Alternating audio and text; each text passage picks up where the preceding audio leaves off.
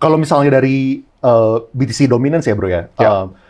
kapan kira-kira menurut lu bakal menjadi hal yang wise buat kita mulai switching dari Nah, Bitcoin ke alts? dominasi ini menarik. Ini data yang sangat menarik, bro. Karena selama siklus halving, jadi dominasinya makin dia tinggi sebelum halving, makin alt seasonnya makin kencang. Ini secara historical. Jadi kalau sekarang waktu itu sempat sentuh di 59, yang lain berdarah semua itu. Alt season yang ini yang bakal jadi paling kencang. Dan alt season belum mulai. Gitu. Oke, sebelum lu jawab ya, gue pengen nanya itu dulu deh. Dia akan turun nanti mungkin ke 52, 51, baru habis alt season yang tembak ke atas. Oke, nah menurut lu ya BTC dominance ini apakah akan seperti siklus yang terakhir yang sebelum-sebelumnya? Soalnya kan mungkin kan sekarang BTC dominance-nya bisa aja lebih persist, Ya. lebih tahan gitu ya gara-gara Flow dari ETF. itu.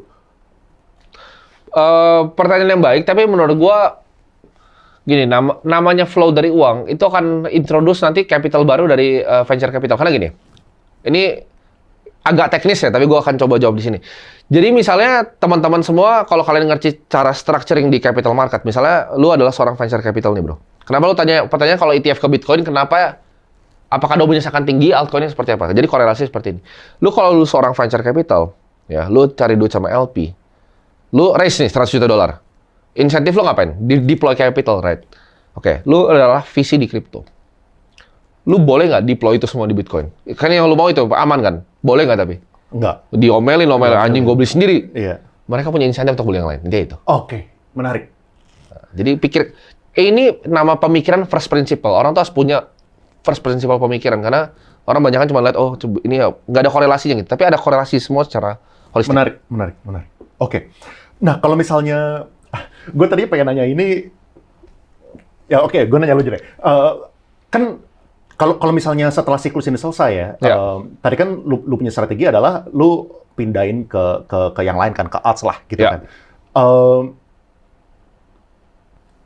Tapi kan resikonya juga, oke, itu kan juga harus bisa main both ways gitu. Harus Betul. waktu lu cuma waktu naik dan lu cuma waktu turun. Betul. Tapi kalau misalnya untuk kebanyakan orang ya bro ya, yang mungkin nge-shorting itu terlalu beresiko buat mereka. Oh gitu. pasti.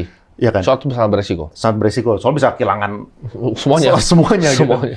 Nah, apa yang lo rekomendasikan gitu? Soalnya kan kalau misalnya nanti siklus ada over, ya kita pengen berusaha untuk tidak mengalami drawdown 60%, 70% itu kan.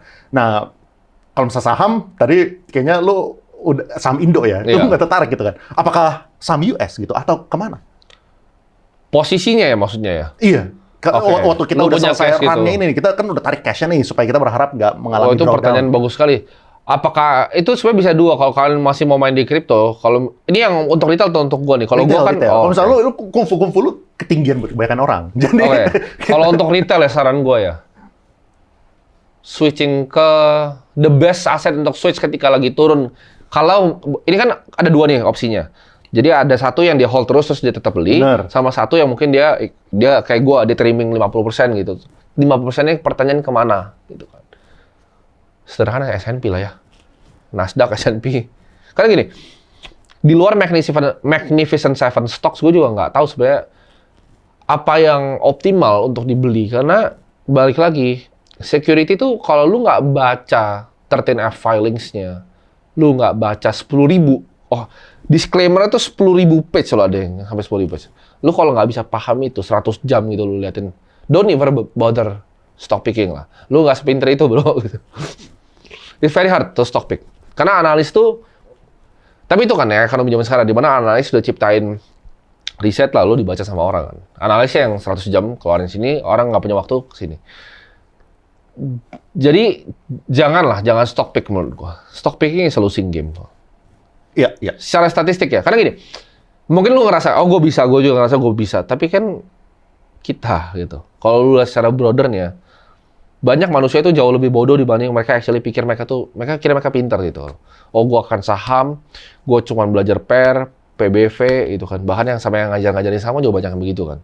Mereka pintar gitu. Tapi kadang di dunia ini tuh ada alasannya kenapa hidupnya di sana dan ada orang yang berbeda gitu. Karena knowledge gap itu sebenarnya sangat-sangat jauh gitu. Jadi saham itu tuh sangat-sangat kompleks, nggak segampang yang kalian kira. Cuman pakai satu angka terus itu bisa lu value sebuah bisnis, jawabannya tidak. Oke. Ini pertanyaan terakhir di Bitcoin nih bro, dan juga di halving keempat ini. Kira-kira apa sih yang kita harus lihat? Telltale signs apa yang apa ya? Itu sebuah signal bahwa ini tuh udah overheat gitu. Meledak, ada yang meledak. Pressure itu akan bikin ada yang meledak nanti. Sama seperti dulu. Jadi ada yang kasih tahu. 3 arrows FTX. Ntar ada lagi yang begitunya. Nah, kita nggak tahu siapa tapi. Meledak itu bukannya the aftermath ya? Jadi gara-gara udah problematik. Meledak. Udah 3 arrows itu pas over leverage itu problematik di 68.000. Desas-desusnya udah kedengeran kalau di fund manager. Ini si Carl Davis sama Suzuki-nya udah mau meledak. Jadi dia bukan meledak pas turun, itu beritanya pas turun. Tapi fund-nya actually udah explode. Bakal ada sesuatu kejadian nanti. Ya gua nggak tahu. Over leverage gitu ya menurut lo ya. Oke, berarti bukan dari model stock to flow lah atau model stock to flow kan karena itu kan sebenarnya yang standar yang dipakai ekonomi ya untuk analisa komoditas ya. Ya it can be a indicator tapi nggak akan selalu benar bro, rainbow chart itu dan stock to flow itu. Ya, gue akan lihat ada kejadian tapi ya balik lagi market. I might be wrong karena market itu selalu dinamis. Jadi mungkin apa yang gue ngomongin hari ini besok bisa berubah. Itu market. Jadi nggak ada yang bisa tahu sebenarnya.